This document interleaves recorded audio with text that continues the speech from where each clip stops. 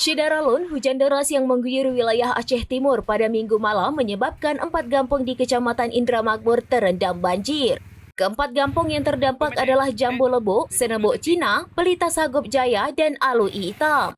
Banjir mulai merendam pemukiman warga sekitar pukul 5 waktu Indonesia bagian Barat dengan ketinggian air mencapai 30 cm.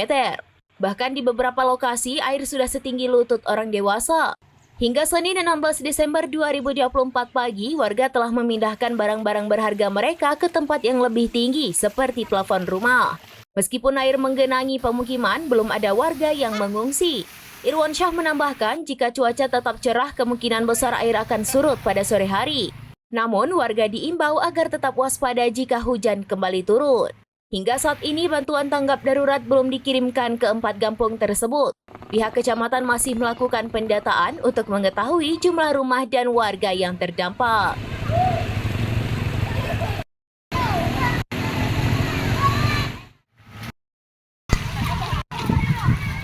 Banjir di Kecamatan Indramakmur di Kampung Jambu Lebuk ini karena semalam hujan yang sangat deras sehingga tadi pagi air mulai naik ke halaman rumah warga, juga ini di lapangan sudah penuh dengan air.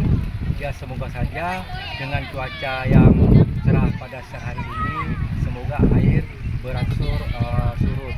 Tapi apabila hujan nanti akan turun kembali, itu dikhawatirkan air akan bertambah naik, malah nanti akan juga ke